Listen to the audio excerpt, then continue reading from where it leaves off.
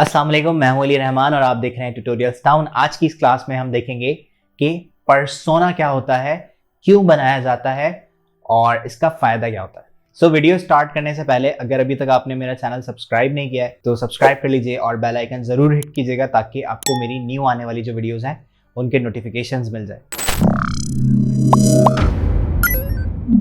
सबसे पहले user persona होता क्या है वो हमें समझना है। मैंने आपको इससे प्रीवियस वीडियो में बताया कि आपके जो प्रोसीजर्स होते हैं एक यूएक्स डिज़ाइन करने के लिए, और फिर उसके बाद जब आप यूआई डिज़ाइन करते हैं तो सबसे पहले आपको यूज़र के एक्सपीरियंस को समझना ज़रूरी होता है। तो यूज़र के एक्सपीरियंस को समझने के लिए हम डिफरेंट टाइप्स के इंटरव्यूज़ कंडक्ट करते हैं। वो डिपेंड करता है कि आप जिस चीज़ की ऐप बनाने जा रहे हो, जो आप प्रॉब्लम सॉल्व करने जा रहे हो, जो आपका गोल है, उसको अंडरस्टैंड करना है आपने कि यूज़र कैसा है और क्या चीज़ें हैं। तो उस हिसाब से आप क्वेश्चनेयर तैयार करते हो और फिर आप उसको पूछते हो अपने कस्टमर से। जब आप इंटरव्यूज़ कंडक्ट करते हो, बहुत ज़्यादा मैंने आपसे कहा था कि बहुत हज़ारों की तादाद में आपको इंटरव्यूज़ लेने की ज़रूरत नहीं है। अगर आपको एक बहुत बड़ी ऑडियंस को टारगेट करना है तो देन फिर आप गूगल फॉर्म्स और डिफरेंट टाइप्स की और भी वेबसाइट्स हैं जहाँ से आप फॉर्म्स यानी क्वेश्चनेयर्स बना सकते हैं, एमसीक्यूज़ बेस्ड तो या सब्जेक्टिव बेस्ड भी बना सकते हैं।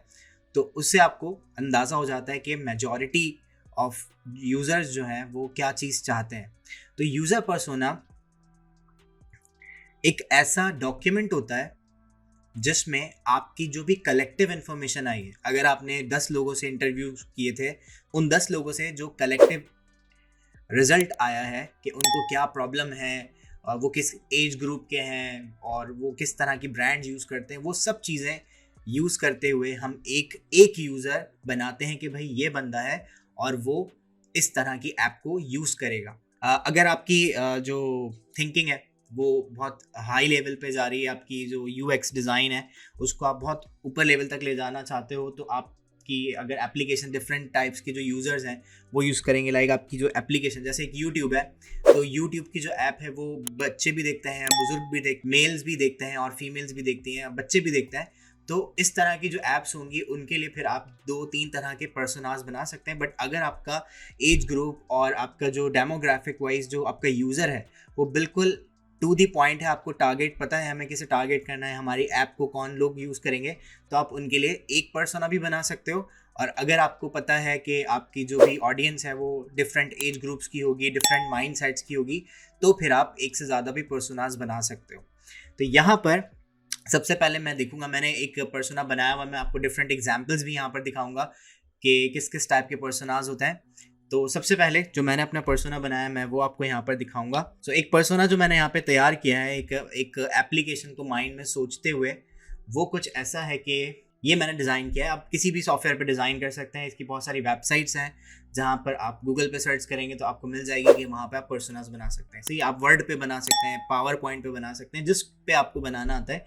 ये सिर्फ इस तरह का एक डॉक्यूमेंट होगा, फोटोशॉप पे बना सकते हैं, इलस्ट्रेटर पे बना सकते हैं, जिसमें हम एक इंसान को सोच रहे हैं। सही, मैंने एक सोचा कि खातून है जिनका नाम रखना ज़रूरी है, क्योंकि आप ना कोई ख्याली नाम नहीं दे सकते, क्योंकि आपका जो यूज़र है वो जीता जागता इंसान यूज़ करेगा। तो आपके दिमाग में एक रियलिटी लेकर आनी है अपने पर्सोनास को बनाते हुए। तो एक असली इंसान की तस्वीर आपको लगानी है। सही है, भले इनका नाम ये नहीं हो जो मैंने ऊपर रज़िया खान लिखा हुआ है, कुछ और नाम हो सकता है, बट आपको एक फील देनी है अपने पर्सोना को कि आपको पता हो कि यार मैं इस बंदे के लिए ये ऐप या यूएक्स डिज़ाइन कर रहा हूँ। तो मैंने यहाँ पर एक नाम दिया, आप अपने पर्सोना में नाम देते हो, एक लॉरेम इप्सम करके या कोई जॉन डो करके आपको नाम नहीं देना है, आपको एक एक्चुअल नाम देना है। सही, मैंने ये ऐप सोची पाकिस्तान या इंडिया, इस तरह के जो कंट्रीज़ हैं उनके लिए, तो मैंने उसी टाइप का एक नाम दिया। तो मैंने यहाँ पर ये नाम दिया, एक इमेज लगाई, इमेज ऐसी ढूंढ के लगाई जो उनके एज ग्रुप को डिफाइन कर रही है। ठीक है, अब इनका जो पर्सनल मोटो है वो ये है कि भाई आप पर्सोना में क्या करते हो, आप जिसके लिए आप ऐप बनाने जा रहे हो, जिस मेजॉरिटी के लिए आप ऐप बनाने जा रहे हो, आप उसमें देखोगे कि उसके जो पर्सनल मोटोज हैं वो क्या है। अब जैसे इनका एक इरादा है कि ये जो है वो हेल्दी लाइफ चाहती हैं और मेडिसिन इनको टाइम पे चाहिए मेंटेन करने के लिए अपने लाइफ।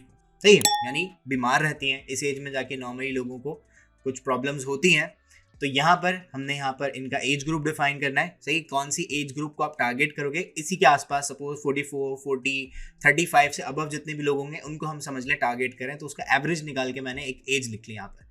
लोकेशन मैंने यहाँ पे बता दी, ऑक्यूपेशन मैंने बता दिया कि इनका एक फूड बिजनेस है और इनकी नॉर्मल इनकम है तकरीबन 80,000 से अबव।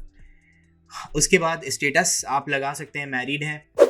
देन फिर आप इसकी बायो पे जाते हो कि इनकी बायोग्राफी क्या होगी, सही। नॉर्मल ज़िंदगी में रूटीन क्या चल रही है उस बंदे की। तो रूटीन इनकी ये है कि भाई जो रज़िया साहिबा हैं वो एक शेफ़ हैं और वो अपने हस्बैंड का हाथ बटाती हैं फूड बिज़नेस में, सही। अब फूड बिज़नेस कुछ भी हो सकता है, कोई रेस्टोरेंट हो सकता है, कोई डिलीवरी प्रोसीजर्स हो सकते हैं, जैसे फूड पांडा वगैरह इस तरह की जो ऐप्स हैं वो हो सकती हैं, उस पर सेल आउट करते हैं। बट वो खाना पकाती हैं, अपने हस्बैंड की हेल्प करती हैं। बट उनके साथ क्या प्रॉब्लम है कि वो एक हार्ट पेशेंट, और उनको कुछ जो उनकी मेडिसिन हैं, जो डोजेस हैं, वो 5 अलग अलग टाइम पे लेनी पड़ती हैं। और वो चाहती हैं कि, और उनका एक और प्रॉब्लम ये है कि वो उनको कुछ जैसे रिस्ट्रिक्शन होती हैं डॉक्टर्स की तरफ से कि आप ये नहीं खा सकते, ये नहीं खा सकते। तो वो एक हेल्दी डाइट जो होती है वो पिक करना चाहती हैं कि उनको बहुत ज़्यादा चीज़ें ढूंढनी नहीं पड़े, और देन फिर उनके लिए जो भी चीज़ वो इनटेक करना चाह रही हैं, उनके लिए क्या फूड ठीक है, क्या चीज़ सही नहीं है, वो उस डाइट को पिक करना चाहती हैं। अब यहाँ पर आपको पर्सोना में गोल्स और फ्रस्ट्रेशंस लिखनी है, सही। गोल क्या है कि मतलब ये जो मिस रज़िया है, ये इनके गोल्स क्या हैं लाइफ में। गोल्स ये हैं कि ये हेल्दी फूड इनटेक करना चाहती हैं, खाना चाहती हैं जो फूड हेल्दी हो इनकी हेल्थ के हिसाब से। दूसरा कि कोई ऐसी सोर्स इनको चाहिए जो इनको रिमाइंड करवा सके कि अब आपको दवाई टाइम पे लेनी है, अब आपको टाइम पे लेनी है। और प्लस इनका जो डॉक्टर के चेकअप्स हैं वो भी ये चाहती हैं कि मैं कुछ ऐसी चीज़ मेरे पास अवेलेबल हो, कोई ऐसी ऐप, कोई ऐसी वेबसाइट या कोई ऐसा गैजेट जिसमें जो स्केड्यूल्स हैं डॉक्टर के, जो शेड्यूल्स हैं, वो ये सेटअप कर सकें। फ्रस्ट्रेशंस क्या है कि अक्सर जब इनके गोल्स ये हैं तो अक्सर फ्रस्ट्रेशंस इनको ये हैं कि अक्सर भूल जाती हैं कि दवाई कब लेनी थी, कब टाइम निकल जाता है। ये इनकी फ्रस्ट्रेशंस हैं जिसकी वजह से बहुत परेशान है आपका यूज़र जो। अब यहाँ पर मैंने एक और बात लिखी है इनकी फ्रस्ट्रेशन में कि इनको हज़ारों दफ़ा सोचना पड़ता है। कोई अगर खाना खाते हैं तो ये बहुत सोचती हैं कि ये मेरे लिए फूड जो है वो हेल्दी होगी या नहीं होगी। और प्लस कभी कभी जो डॉक्टर के विजिट्स हैं ये वो भी भूल जाती हैं। मतलब इनके गोल ये हैं, वैसे ज़िंदगी फर्स्ट क्लास चल रही है, लेकिन कुछ इनकी लाइफ में जो प्रॉब्लम्स आ रही हैं उसका जो गैप है उसको आपकी ऐप को या आपकी वेबसाइट को फिल अप करना पड़ेगा। तो हम ऐसे गैप को ढूंढा आपने कि भाई एक इंसान है, उसको ये प्रॉब्लम्स हैं, वो ये करना चाहता है लेकिन उसको फ्रस्ट्रेशन है कि ये चीज़ें मिल नहीं रही। तो उसके आप फिर फ्रस्ट्रेशंस आपने देख लिए। अब ये 3 फ्रस्ट्रेशंस आपको सॉल्व करने हैं अपनी ऐप के थ्रू, या जो भी आप डिज़ाइन बना रहे हो, कोई गैजेट बना रहे हैं, कोई आप वेबसाइट बना रहे हैं, तो ये जो आपकी यूज़र की फ्रस्ट्रेशंस है ये आपको ख़त्म करनी है। तो इसका मतलब है कि मैं एक ऐसी ऐप डिज़ाइन करने जाऊँगा कि मतलब हमने एक प्लान ऐसा किया है कि हम एक ऐसी ऐप डिज़ाइन करेंगे जो इस तरह के बीमार लोग हैं, सही, जिनको इस तरह की प्रॉब्लम्स हैं कि उनको डिफरेंट टाइम्स पे डिफरेंट मेडिसिन्स पिक करनी पड़ती हैं और उनको डॉक्टर के शेड्यूल सेट करने पड़ते हैं। तो इस तरह की हम कोई ऐप बना लें कि वो ऐप उनके फ़ोन में हो, और देन फिर हम उसमें डिफरेंट कुछ एक्टिविटीज़ भी ऐड कर सकते हैं, और प्लस उनके बारे में एक पूरा चार्ट हो हेल्थ का कि जो है ये फूड आप इनटेक कर सकते हैं, पूरा हम डिफरेंट शेड्यूल्स दे सकते हैं। तो बहुत सारी चीज़ें आप एक ऐप में कर सकते हो इन 3 गोल्स को सेट करने के लिए, 3 गोल्स को फुलफिल करने के लिए, जो फ्रस्ट्रेशन है उसको ठीक करने के लिए। अब यहाँ पे पर्सोना में आप एक और चीज़ डिफाइन करते हो कि उनके पर्सनैलिटी ट्रेट्स किस तरह के, उनकी पर्सनैलिटी कैसी है, किस चीज़ को ज़्यादा समझ सकते हैं, क्या चीज़ में वो कम मतलब वो अंडरस्टैंड नहीं कर पाते, किस चीज़ में वो स्लो हैं, किस चीज़ में वो स्ट्रॉन्ग है। तो इसी तरह से देखें, पैशनेट है, बिल्कुल तकरीबन 80% पैशनेट है। इसी तरह से हार्ड वर्किंग बहुत ज़्यादा है क्योंकि अपने हस्बैंड के साथ जो है वो काम करवाती हैं। इसी तरह से टेक्निकली बहुत ज़्यादा साउंड नहीं है। तो इसका मतलब है कि हम जब ऐप बनाएंगे या वेबसाइट बनाएंगे तो हमें कोई मुश्किल फीचर्स उसमें नहीं डालने जिसको ये समझ ना सके।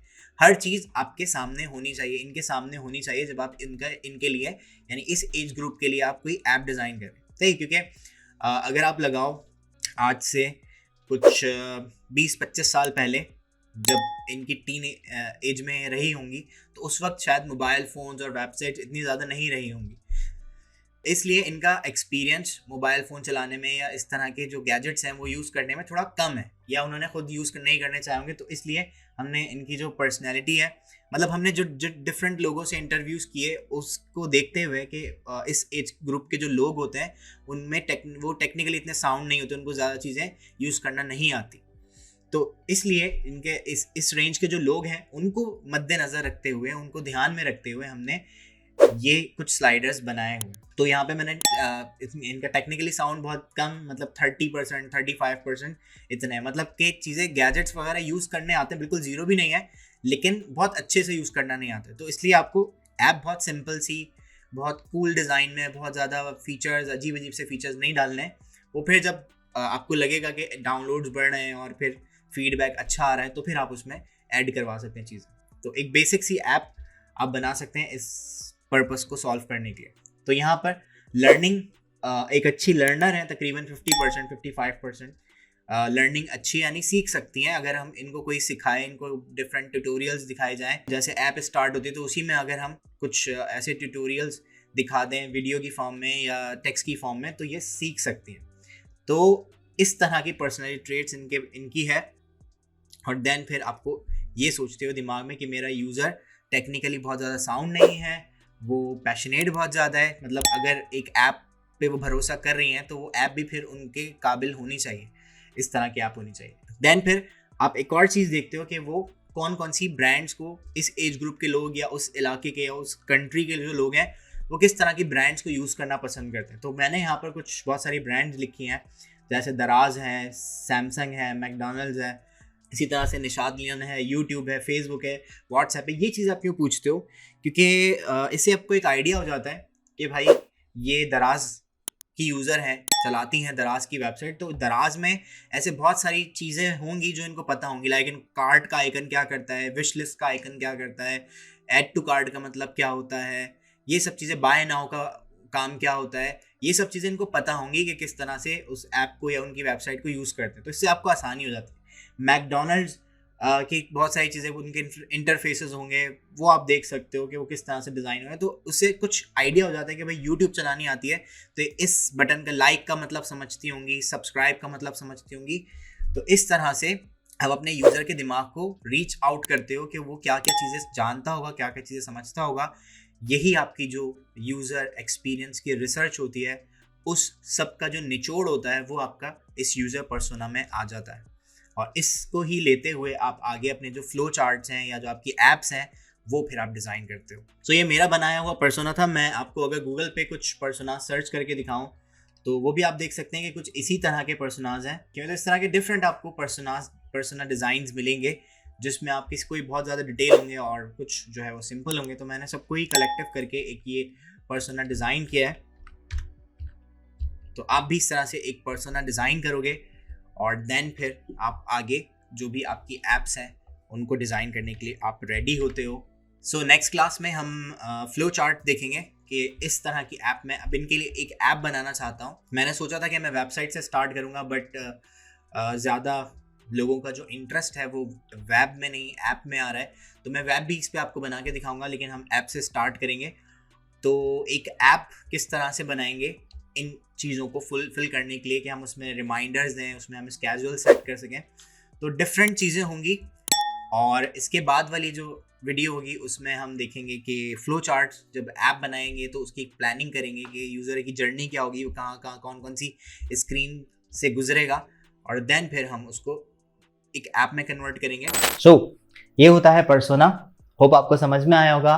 कोई भी ऐप बनाने के लिए बहुत ज़्यादा ज़रूरी होता है, क्योंकि अगर आप अपने यूज़र को नहीं जानते तो उसके लिए आप इंटरफेस भी डिज़ाइन नहीं कर सकते। तो अगर आपको कोई कन्फ्यूजन है, वीडियो समझ में नहीं आई या कुछ आप मुझे बताना चाहते हो, कुछ सजेस्ट करना चाहते हो, कमेंट में आप मुझे बता सकते हो। मैं कमेंट पढ़ता हूँ। और वीडियो अच्छी लगी तो लाइक कर दीजिए और चैनल को सब्सक्राइब कर लीजिएगा, बेल आइकन ज़रूर हिट कीजिएगा ताकि आपको मेरी न्यू आने वाली जो वीडियोज़ हैं उनके नोटिफिकेशंस मिल जाए। तो मिलते हैं नेक्स्ट क्लास में, तब तक के लिए अल्लाह हाफिज़, अपना ख्याल रखिएगा।